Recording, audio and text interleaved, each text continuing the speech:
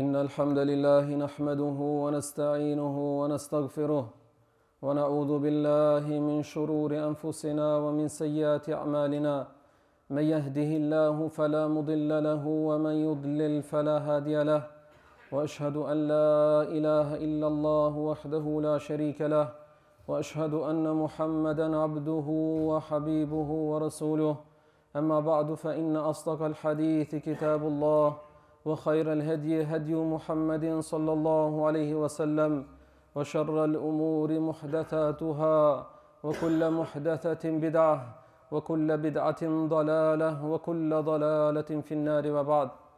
Allahun Azza wa Jalla falenderojmë, prej tij ndihmë dhe falë kërkojmë.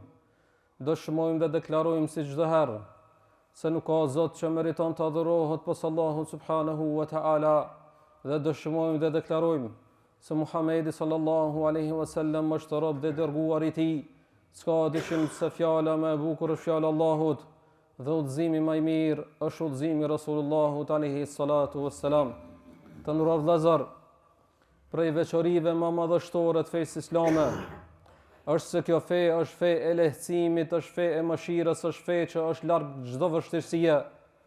Thot Allahu subhanahu wa ta'ala në Kur'an: Yuridu Allahu bikumul yusra wa la yuridu bikumul usr. Don Allahu juve me këtë fe me ualetu, e as pak nuk do me u vështirësu. Thot Allahu xhalla xhalalu gjithashtu me një ajet tjetër: La yukallifu Allahu nafsan illa wus'aha.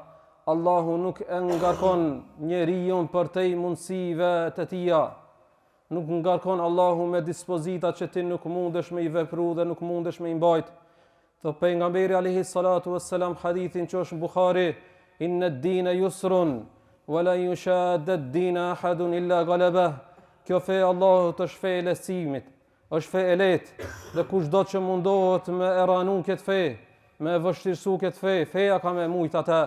Dhe tha pejgamberi sallallahu alaihi wasallam në një hadith tjetër: Yassiru wa la tu'assiru, bashiru wa la tunaffiru. Tha lehtësoni, mos vështirësoni. Tha përgëzoni tjera dhe mos u gërditni atyre fen. O vëllezër, kushdo që analizon dinin Allahu xhalla xhalalu, kushdo që analizon islamin dhe dispozitat islamit, i sheh se këta dispozite janë ndërtuar mbi urtësi, mbi mëshirë dhe mbi lehtësime. Nga segmentet ku del në shesh dhe mpah kjo mirësi e madhe Allahut, dhe se si kjo fe është fe e lehtësimit, është dera e pendimit. Nëse analizon qysh Allahu këtë derë të pendimit e kalon hapur, dhe mundësin që kushdo që ban mëkate më kthit Allah me pendim, dhe Allah me ja pranu pendimin e tij, e kupton se si kjo fe e Allahut që ka fe e lehtë. Thot Allahu azza wa jall: Kul ya ibadiya alladhina asrafu ala anfusihim la taqnatu min rahmatillah inna Allaha yaghfiru adh-dhunuba jami'a. O ju robrit e me që e keni ngarku veten me mëkate, po thot Allah, mos i humbni shpresat në rahmetin e Allahut, sepse Allah i fal gjunahet. Dhe tha Allahu azza wa jalla me një ajet tjetër, tha: Huwa alladhi yaqbalu at-taubata an ibadihi wa ya'fu an as-sayyi'at. Allah është ai i cili e pranon pendimin nga robi i tij dhe i shlyen gjunahet. A do me pas më të qartë këtë? Mjafton me krahasu këtë umet me umetet me popujt që kanë qenë para neve, me kuptu se çfarë mirësi Allah i ka dhënë kësaj fe dhe se si kjo fe është fe ndërtuar me biletësime. Populli Musaut alayhis salam, o vëllezër, momentin që i banën shirk Allahut duke adhuru viçin dhe i ron pishman për këtë, dashtën mu pendu te Allahu akushzoi që mu pranu pendimin e tyre me një sprov që ishte sprov shumë e madhe, e që ishte me vra vetveten e tyre, me vra njëri tjetrin. Ta Allahu azza wa jall: Fatubu ila bari'ikum faqtulu anfusakum. Nëse doni mu pendu te Zoti juve, tha vrane veten e juve. Që ishte si shenjë pendimi, shenjë pendimit e Allahu subhanahu wa ta'ala, mi po këtë umet Allah ka begatu, dhe mjafton kur do që njeriu rrshet kama e tij në mëkat, mjafton të kthehet te Allahu me pendim të sinqert, ta braktisat gjunat mëkat, të vendos mos mu kthina atë mëkat, dhe nëse i ka hin hak dikujt me ja kthi hakun, Allah pendimin e tij e pranon. Tha Allahu azza wa jall me një hadith kutsi: Ja ibn Adam, law balagat dhunubuka anana as-sama, thumma astaghfartani ghafartu laka wala ubali. Tha o biri Ademit, nëse gjunahet tuja arrin kupën e qiellit, dhe më pas thot ti kërkon falje, unë ti falje dhe nuk brengose. Kështu tha Allahu Azza wa Jall, ti fali gjunahet dhe nuk brengosem. Sepse Allahu Azza wa Jall mëshirën e ka të madhe dhe nuk ka gjunah që është më i madh se sa mëshira e Allahut. A do edhe më shumë? Allahu Azza wa Jall tha, fa ulaika alladhina yubaddilu Allahu sayyi'atihim hasanat. Besimtarve kur do që kthehen te Allahu me pendim, Allah jo vetëm se u fal mëkatin atyre, po dhe gjunahet e tyre, mëkatet e tyre i shndron në sevape, në shpërblime.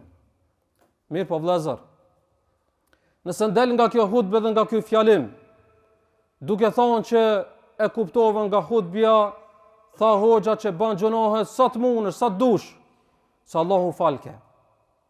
Atëherë dije se mesazhin e kësaj hutbe nuk e ke marrë. Mesazhi i kësaj hutbe është çka? Kur do të mashtron nefsi jot dhe shejtani dhe bjerë në mëkat, dhe rrëshqet në mëkat, mos i up shpresën në rahmetin e Allahut. Mos i up shpresën rahmetin e Allahut se Allahu fal. Jo ban gjunahe sa më shumë se Allahu fal. Po ik nga gjunahe sepse Allah është i madh.